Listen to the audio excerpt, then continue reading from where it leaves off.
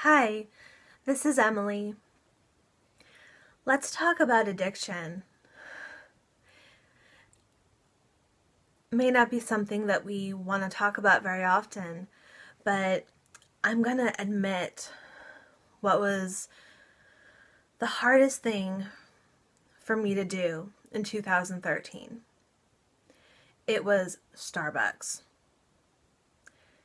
Getting over my Starbucks addiction. I was heavily addicted to coffee, basically. But really, that's what I thought it was. I thought I was just addicted to that coffee and, the caffeine and whatever. But it comes down to the fact that I was addicted to the experience, and I want to explain that more and tell you how I was able to deal with that. So, if we go back to 2013 and go to February of 2013, this is when I first heard about 80-10-10 and Raw 4. I had never heard of it before this. I may have heard about it in January, but February is when I started to try and incorporate some of the things I needed to incorporate to be part of Raw 4 lifestyle. And really, I don't think Raw 4 was in existence quite yet. I think Freely started talking about it more like maybe it was March of 2013. I'm not sure. But I was doing kind of Raw 4 on my own. At least I was trying, but I wasn't able to do it because I had very many addictions I had to overcome. And the worst one, the hardest one, the hardest habit I had to break was Starbucks. And in order to be on the lifestyle I wanted to be on, I had to get Starbucks out of my life.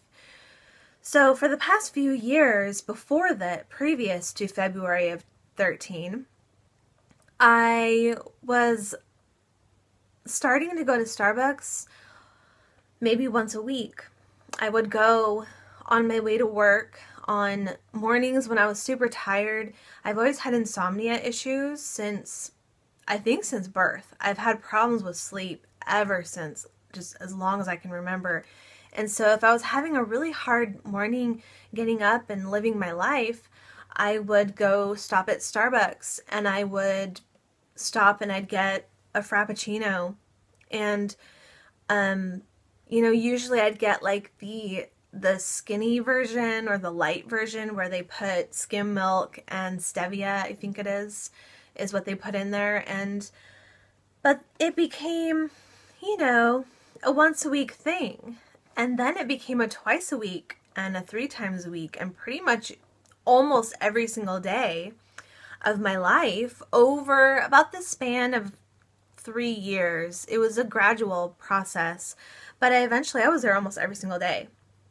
And I would get up, I would go to Starbucks, and I would have one of their Frappuccinos, and then I would also get one of their like scones or donuts or something.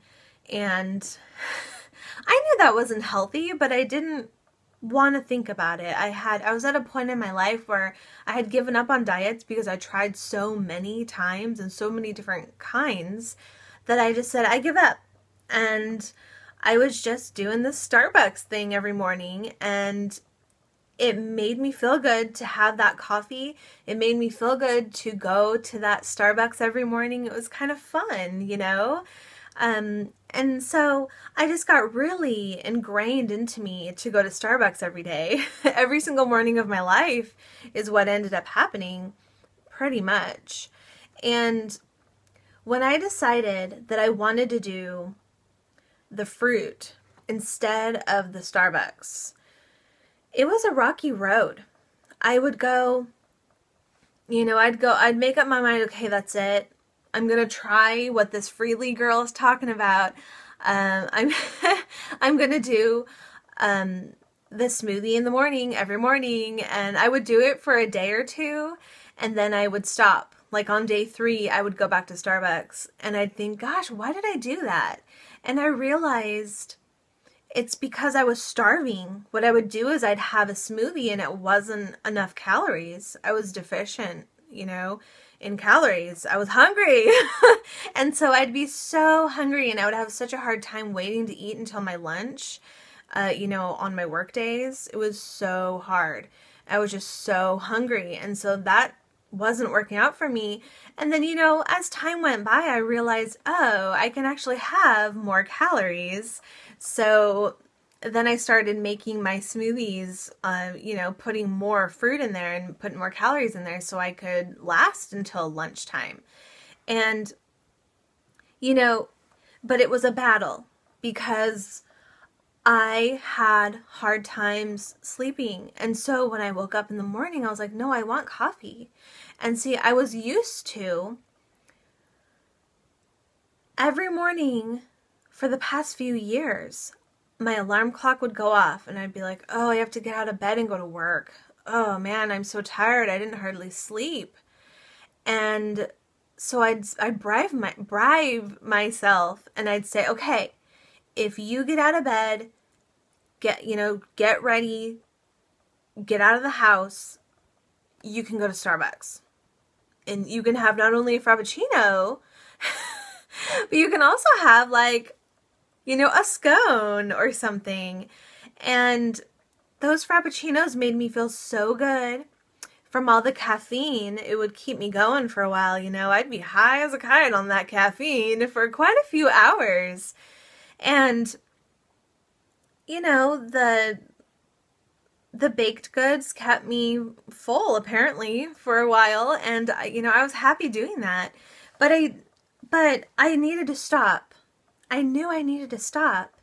And so I started doing the smoothies and I realized I could put more calories. So I had more dense smoothies and that was great.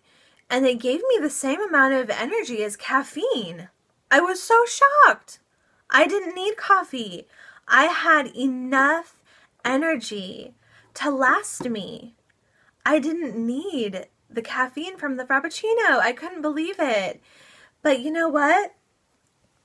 I found myself back at Starbucks. Even though I had proven to myself that the smoothies make me happy, make me feel good, make me have energy, I can totally get through my morning on a smoothie power, I'd find myself at Starbucks anyway some days. For months. It took me from February to I think it was June or July to completely stop going to Starbucks once and for all. It took me many months. And why was that? What was I addicted to?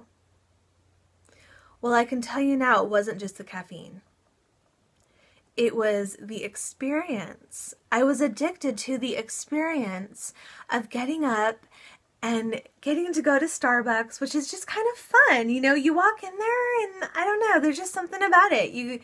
It makes you feel better about yourself just going there, right? I don't know what it is, but I felt better just walking in that place.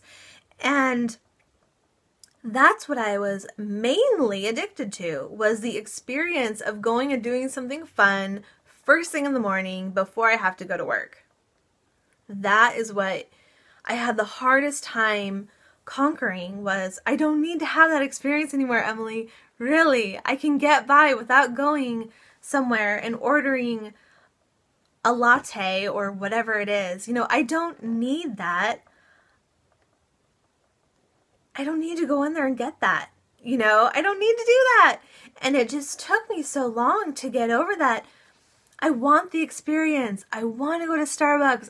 It would uplift me. It was fun first thing in the morning. And I had to realize that there are other ways to have fun in the morning. Starbucks isn't the only way. And, just enjoy your life. Find things that are fun for you to do in the morning. Even if you hate your job and you don't want to go to work and, you have something that's a crutch for you first thing in the morning and you're leaning on that, whether it's Starbucks or McDonald's or anything, whatever it is, you've got to replace it. You've got to find something to replace it with. So that's what I do. I have a podcast. I wake up and I go on my podcast app, which is free on the iPhone, and I hope it's free on other phones. And I just listen to a podcast. There's so many free podcasts out there. And to me, that's fun. You got to find something you like and stick with it. And, I'll go on Instagram and maybe I'll do Facebook and, just a few little things before work while I'm drinking my smoothie or eating my watermelon or whatever it is I'm doing.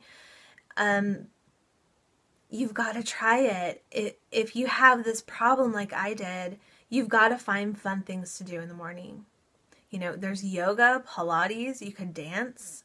There's all kinds of things you can do in the morning. Once you realize how much energy you get from the smoothies, you could do anything you want.